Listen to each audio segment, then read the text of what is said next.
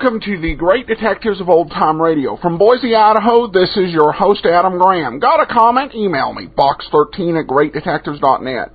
Cast your vote for the show on Podcast Alley, podcastalley.greatdetectives.net. And you can become a fan of the show on Facebook, facebook.greatdetectives.net. And thank you to everybody who supported the show on Podcast Alley. As of this recording, we're number 16, and hopefully we'll go higher before the month is over.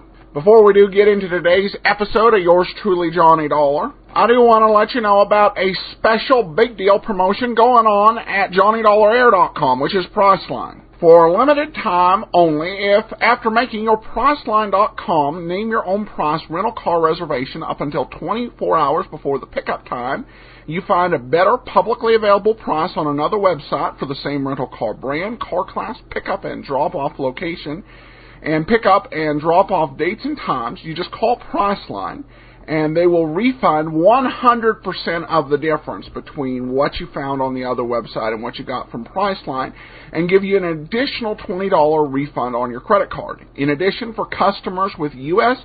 billing addresses, they'll give you a coupon for $50 off your next purchase of a 2-night or longer Priceline vacation package. So go to JohnnyDollarAir.com or just go to GreatDetectives.net and click on the link I've got on the sidebar to provide more information. And that ends on June 2nd. The Disappearance of Bruce Lambert, or this episode is also known as The Archeologist. We'll take a listen and then we'll come back. Time now for Edmund O'Brien as Johnny Dollar. Why in the world are you down here, Dollar? Your train leaves in 45 minutes. Well, I'm taking a quick refresher course in ancient history. You're sending me out to find a missing archaeologist, aren't you? Well, I want to be able to talk his language in case I find him alive.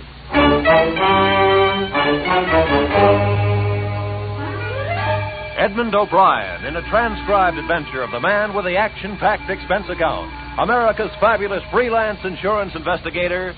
Yours truly, Johnny Dollar.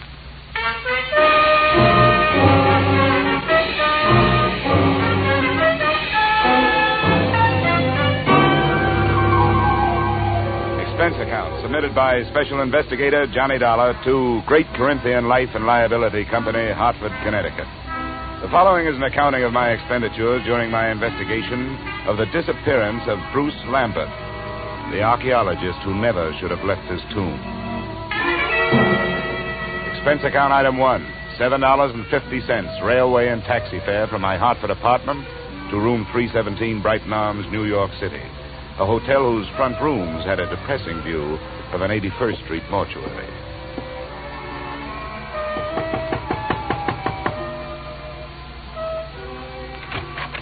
Miss Lambert? Yes, please come in, Mr. Dollar.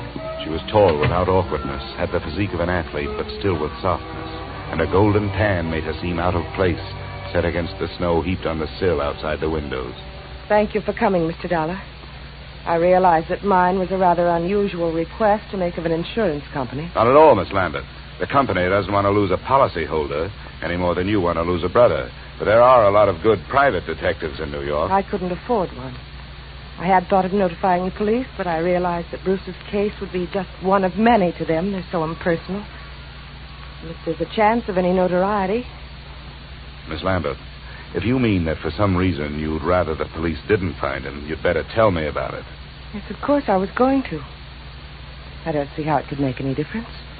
Please sit down. Maybe we'd better start way back at the beginning, huh? That would be in Egypt, wouldn't it? Yes. In the desert some 100 miles west of Thebes. My brother's an archaeologist, and he'd uncovered some ruins. It was quite an important discovery, something about the 12th dynasty. I don't know much about it. You were with him?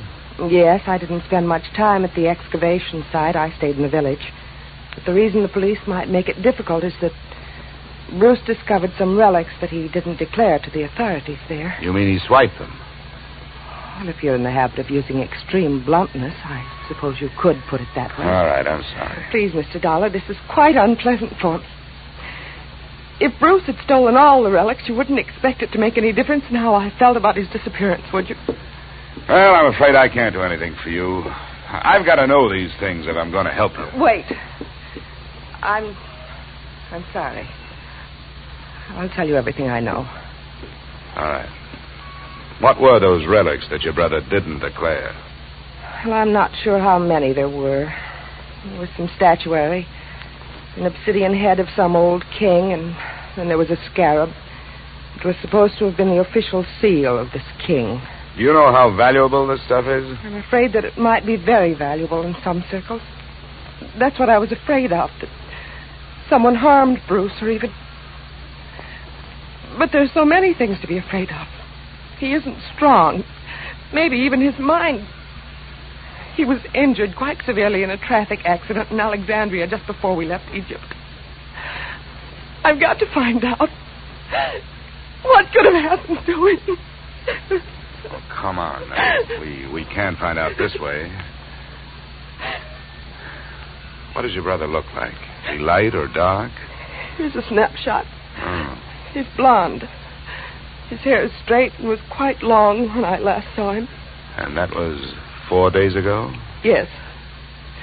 The day our ship docked, I was arranging for my luggage. He just disappeared. What else? What's his build? Slight, medium, heavy? Slight, I'd say. What about his clothes? Well, he was wearing a dark blue suit and a gray overcoat. The right sleeve of both would be empty, because his right arm and shoulder are in a cast. Uh-huh. A traffic accident. Yes, both were fractured. I wish I were able to be more help. But I've told you everything I know. He just vanished. Did he have any enemies that you know of? No, there's not even that. I can't let myself lose hope. But what can we do? How do you start looking for somebody with so little to go on? Before I answer her question, we started at the beginning again. The second run-through was pretty much like the first. But disappearance from a foreign ship in the port of New York is not as easy as the telling of it. I left the troubled Marcia, checked into an 8th-floor room in the Brighton Arms, where a phone call told me the North Fleet had already sailed. No hope of information there. So I headed for the U.S. Customs Office. Good afternoon. Mr. Nixon? Yes? Well, my name is Dollar. I'm an insurance investigator. The girl outside said you could help me. I'd like to get some information on a passenger who arrived from Alexandria on the North Fleet. North Fleet. Well, I'd have to know the day of arrival and the name of the line. It was 4 days ago. They'd made it... that would make it the 20th. It's a British ship. North Fleet. Well, no. What was the passenger's name? Lambert. Bruce Lambert. Did he clear any luggage through customs? Bruce Lambert. Yeah. Witnessed the examination of one piece of luggage, a suitcase, personal effects, one piece of statuary purchased in Alexandria, no duty. What address did he give you? Bruce Lambert. No street number, no hotel, the Brighton Arms. Oh, the Brighton Arms. Well, don't count on that.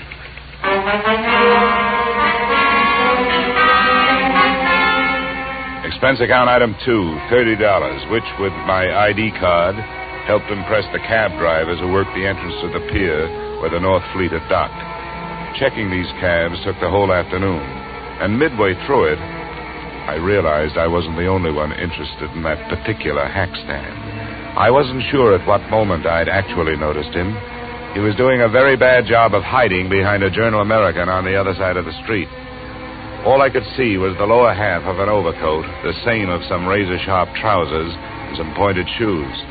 But I began to feel his eyes looking at me as I went on with my questioning.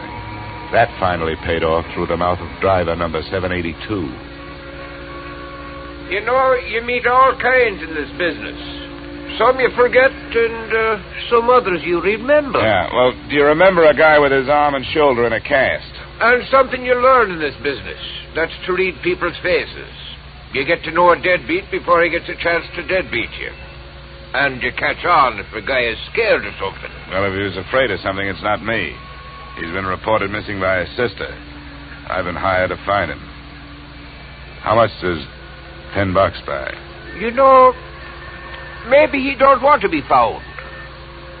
Is that what you think? Sure. He paid me more to climb up than you offered. Well, I've got more. What are you going to do with him? I want to talk to him. I want to find out if he's all right. If he wants to stay lost, that's his business, not mine. How's 25? Get in, my boy. Not very far from here.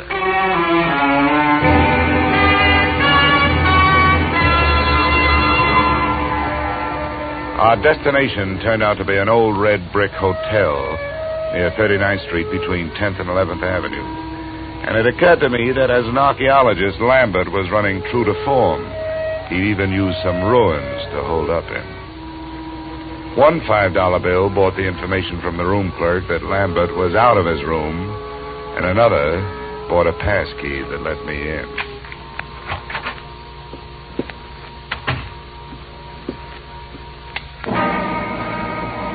The first thing to catch my eye when I switched on the light was a black piece of statuary shining dully on a chipped bureau, a crowned head with exaggerated features sculptured in obsidian. I posed myself this riddle. If it was so valuable, why didn't Lambert take better care of it? But before I had a chance to try for the answer, a foot nudged the door open behind me. As might be expected, it was wearing a pointed shoe and was followed into the room by a slight yellow ivory-skinned man who rather resembled the black statue. I must thank you for leading us to the hiding place. Where is he? Well, that depends on who he's hiding from. It looks like it's you. Perhaps it is that you do not know where he is. Yeah, perhaps. I followed your taxi after you talked with those drivers. That was very smart. Where did you think I expected you to go? What's your interest in Lambert? You were employed by the girl to find him. How much does she pay you? I never talk money with a stranger. Perhaps we will not be strangers for long. The point of importance is that you have not yet found him. Mr. Drummond will pay you $2,000 to do so. Mr. Drummond is generous, but what makes you so sure I haven't found Lambert? Because he is not here. Well, that only means he's someplace else. Please, I have no wish for violence. Well, then put that thing away. In the first place, gunfire, even in this neighborhood, is going to bring the law. In the second place, that's a lady's gun. One of those handbag jobs. You know, you ought to be ashamed of yourself for carrying it. Please, I have no wish to use it. Then get rid of it.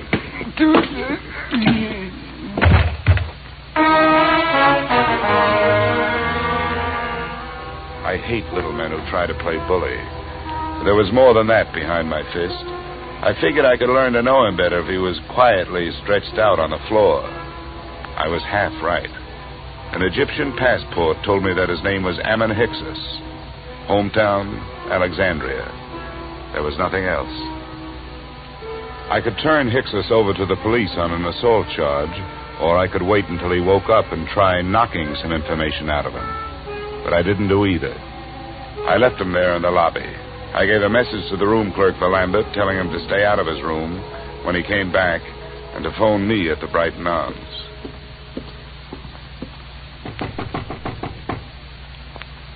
Who is it? Dollar. Oh, just a second. Is there any news? Did you learn anything, Mr. Dollar? Yeah, I made some progress. I met Ammon Hyksos. You told me your brother didn't have any enemies. That little Egyptian is out looking for him with a gun. Why'd you lie to me? I have no right to ask you to believe me now. That's so true. But I wish you would. Please come here and sit down. No, thanks. You sit there and I'll stand here. I think I'll be less inclined to believe you from here. That's not fair. I know. I wasn't fair with you either. I want to be. But there are some things I just can't tell you. Why not? Well, I can't tell you that either. No, nuts. Women like you make everything tougher than it should be. You demand all, but you give nothing. You ask to be trusted, and you won't trust. You make yourselves look soft when you're as hard as steel. You've got warmth, but you only turn it on when you get something out of it. You're wrong. I was trying to help him. Or us. I had to lie. Look, I started this thing wanting to help you. There was something personal about it. But you wanted me to do things your way and not mine. Well, we just stopped doing that. Please leave me alone. Just go away. Go back to Hartford and forget you were ever here. I wish I could. But I'm working for an insurance company looking for a missing policyholder. Well, I'll be up in my room if you decide to help me find it.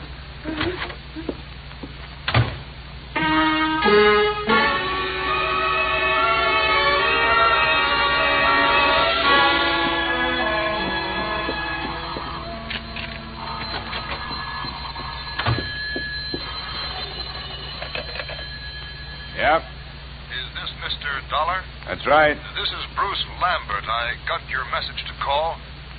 Where are you now? Not so fast. There were 2 attempts on my life while I was on my way here from Alexandria. I'm not anxious to tell anybody where I am. How did you get into this? Marcia called your insurance company when you took the run out. They hired me. Good for Marcia. Is she all right? Well, that depends on your point of view. I suppose she's being the helpful sister to you, but for me, she's done nothing but act mysterious. I don't get it. She won't tell the truth about you. I hope you do better. She told you she was my sister? Well, sure she did. Why shouldn't she? Well, I can't see why she'd do that. She isn't your sister? No, I don't understand it. She's my fiancée. I don't understand it at all. Where is she? I better talk to her. That's a good idea. Room 317, Brighton Arms. I'll be there with her, waiting for you.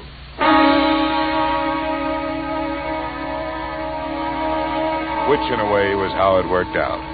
Except that I waited for him in the corridor outside her room. I left Marcia where I found her. She was on the bathroom floor, where she died from wounds inflicted by the proverbial blunt instrument, and where her lies had died with her.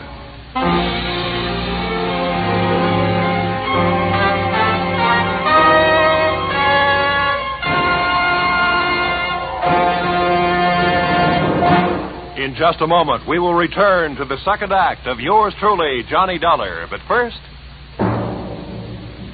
And now, with our star, Edmund O'Brien, we return to the second act of yours truly, Johnny Dollar.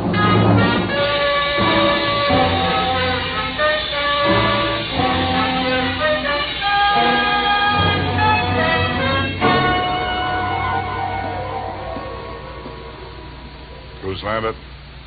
Yes? It's all right, I'm Dollar. Didn't take you long to get here. Where'd you phone from? Just around the corner, a bar. Why do you ask? Where's Marcia? Marcia's dead. I don't believe you. I want to go in there. She isn't dead. Let me in there.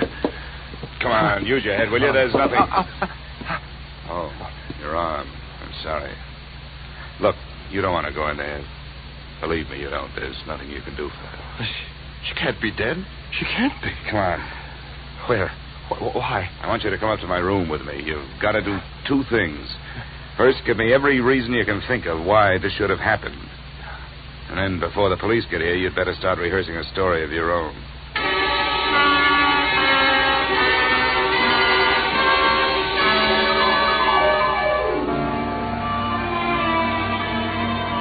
Now, Lambert, the first hole in Marcia's story is that she wasn't in Thieves while you were working on your ruins. That's right. I didn't even know her then. I met her in the hospital in Alexandria after my accident. I was there for 2 months, you see. She was my nurse. But she did know about the relics. That statue and the scarab that I haven't seen. Oh, yes. Here it is. This is the scarab. Oh, yes, she knew. We talked about my little deceit. Well, how little is it really? You talk about 2 attempts on your life. Now we have actual murder. You'd better let me have that scarab. Oh, yes, of course. But surely you don't think the relics are at the bottom of this? They're rare, but not valuable enough for this.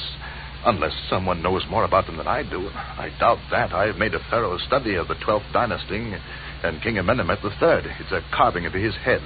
What do you know about a man named Ammon Hyksos? And another whose last name is Drummond? Hyksos? Ammon Hyksos? Do you know him? Does it ring any kind of a bell? No, I'm afraid not. And Drummond means nothing. Oh, all right. Let's try the 2 attempts on your life. What about them?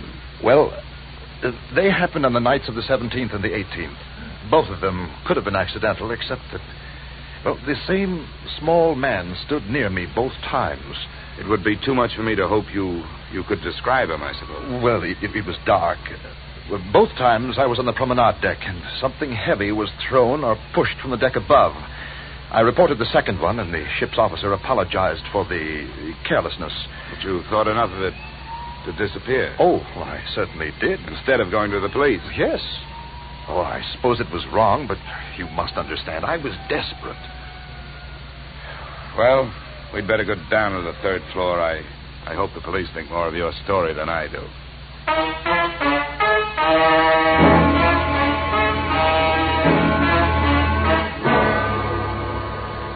In 20 minutes, room 317 really looked like a murder scene. The place was swarming with New York's finest, white with fingerprint powder, and blinding with flash bulbs. The lieutenant to whom I made my statement looked as if he thought I was as crazy as I thought everybody else in the mess was. But then he changed his mind. Dollar? Hey, where is that insurance stick? Here I am. In the bathroom. Oh, there you are, Dollar. Yeah, find a suicide note or something? What'd you say that name was?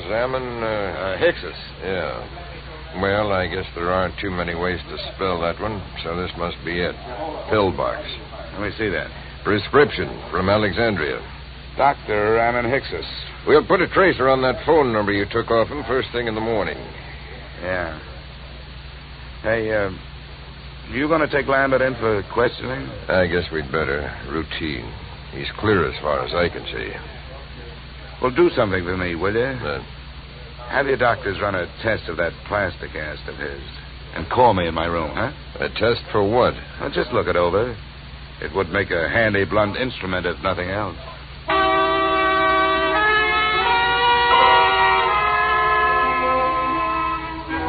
Expense account item 3, $7.50.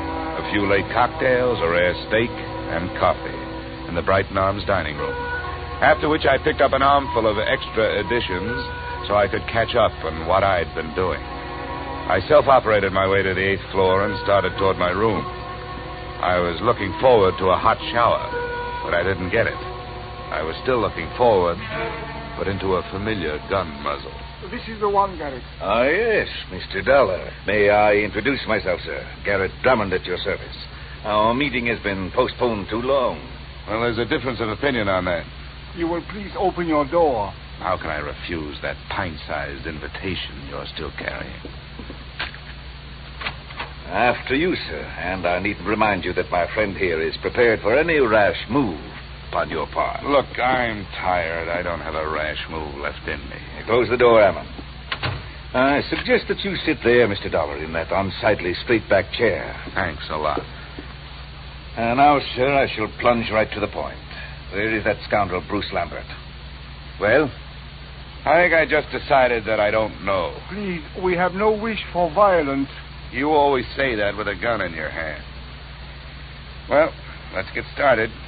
You make your pitch, I'll make my refusal, and we'll see where we go from there. I have already made what I consider to be a generous offer for so unimportant a bit of information as merely the whereabouts of Lambert. $2,000. But if it will expedite matters, I am prepared to expand my offer by another 1,000 on the spot, sir. The higher you bid, the greedier I get. What makes Lambert so important to you? A problem which is entirely out of your province, my boy. How much do you know of Egyptian legends, sir? Oh, no more than $1 worth. Ah, pity. A fascinating subject. Well, sir, Bruce Lambert has in his possession a certain object of great importance, both culturally and economically.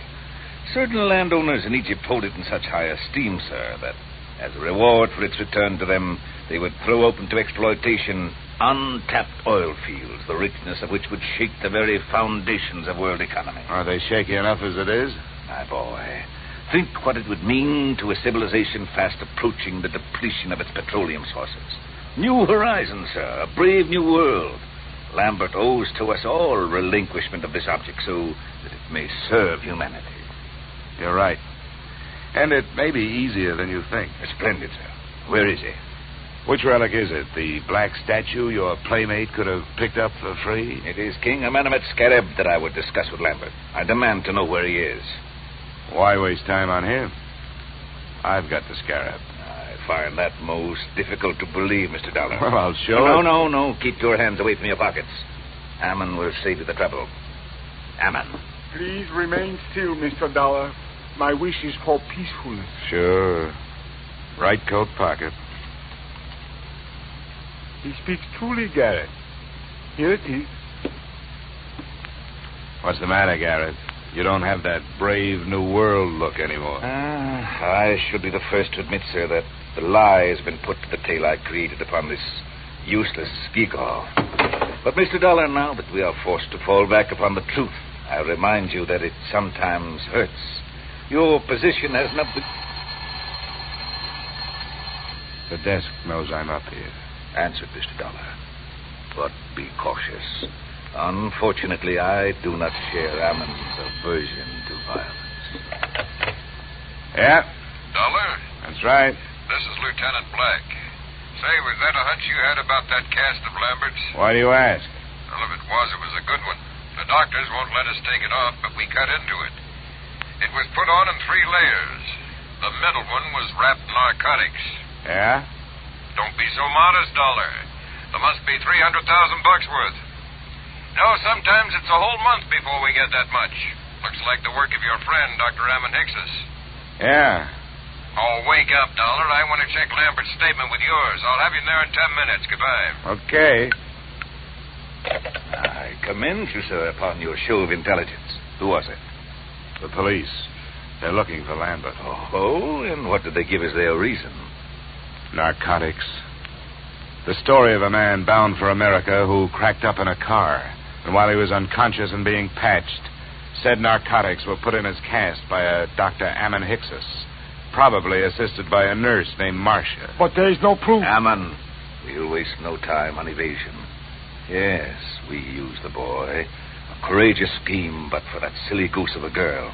She was the true conspirator and the traitor as well. She happened to fall in love with the guy. The romantic Atlantic crossing. An empty proposal of marriage suddenly becomes more important than actual coin of the realm. But enough of that. The police are looking for him, and odds teeth, so am I. Where is he? I don't know. Ammon, call his hotel in 39th Street. No, wait, my friend. The police must be watching that. Are they, Mr. Dollar? Well, that's where his personal things are. If I were the police, I'd be watching. Yes, we seem to find ourselves in such a position that we must at least pretend to see eye to eye, sir. Very well. We shall wait here. The chips are down, so to speak. Ammon. Yes, Garrett. Take the pistol. Into the bathroom with you. With the door slightly ajar, you shall have a splendid command of the arena, as it were. Yes, Garrett. And remember, the stakes are high. Yes, Garrett, I will remember. And now, Mr. Dollar, it would seem that little remains but to waiting.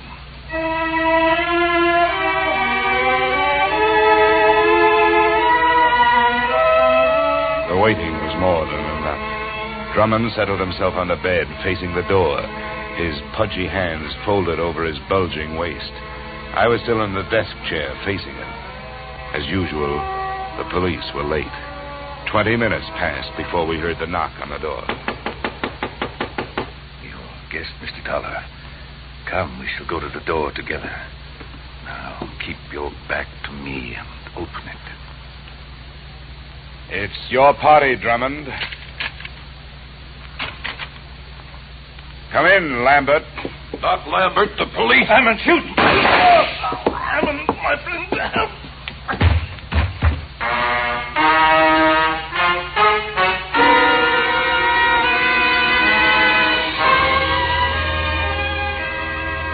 Drummond's wound wasn't half as excruciating as his call for help. The doctors report that his shoulder will be in a cast, that as soon as the state of New York can gather a jury, he will stand trial on the charge of first-degree murder. The body of Ammon Hickses was taken to the morgue. As an insurance company, you are probably less interested in that than in the fate of your policyholder, Bruce Lambert. That's explained in expense account item 4, $280 hospital bill paid in advance. In view of the possibility that there may be others interested in that $300,000 cache of narcotics he has to carry around with him until his arm is okay, I thought it would be safer to keep him under wraps. Oh, by the way, While he was lying there, helpless, I sold him a policy for you covering the scarab and that carved head.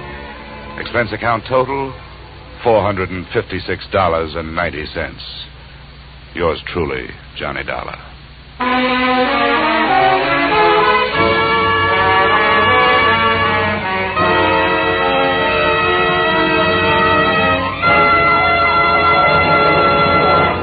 Yours truly, Johnny Dollar, stars Edmund O'Brien in the title role and is written by Paul Dudley and Gil Dowd with music by Leith Stevens. Edmund O'Brien can currently be seen starring in Harry M. Popkin's United Artists production, DOA. Featured in our cast were Virginia Gregg, Jay Novello, Ed Begley, John Daner, and Pat McGeehan. Yours truly, Johnny Dollar, is produced and directed by Jaime Del Valle.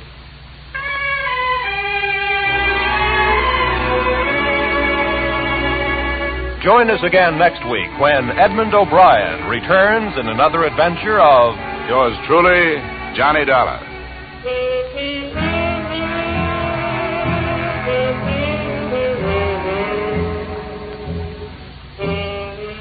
$54,000 is burning a little old hole in that little old jackpot of Sing It Again this week, just waiting for somebody to light up the right answer and drop the cash and prizes in his lap or her lap. Dan Seymour gives the gals the same chance he gives the fellas when he starts putting in those calls from coast to coast. So be listening this Saturday when Sing It Again and the $54,000 Phantom Voice come your way on most of these same CBS stations. This program was transcribed in Hollywood. Roy Rowan speaking. This is CBS, where yours truly, Johnny Dollar, meets adventure every Friday night, the Columbia Broadcasting System.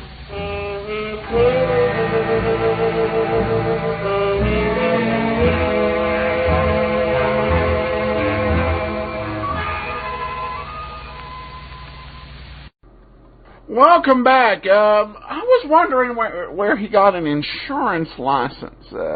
Because several times in the series, different dollars say, we don't, I don't sell insurance. And there he just did. Interesting sideline, I guess. I did love the part in there where Dollar taunted Hicksis about the lack of masculinity in his gun choice.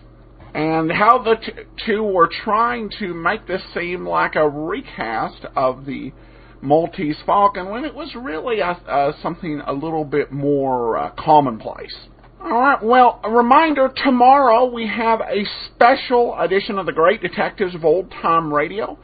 It'll feature Alan Ladd in another detective story that he did on Suspense, so want to be sure to listen to that. And a reminder, when I mention an extra being in the app, the way that you access the extras that are attached to each episode is you press the button to listen to the episode, and once you're there where the play button is, you press the extra button along the top. That's how you pull up the extra audio. All right, well, we got a comment from Kim who said, another detective show you might want to look into is Inspector Maigret. He's French, so she helped me with the pronunciation. I maybe remembered how hard I went with Poirot a few months back.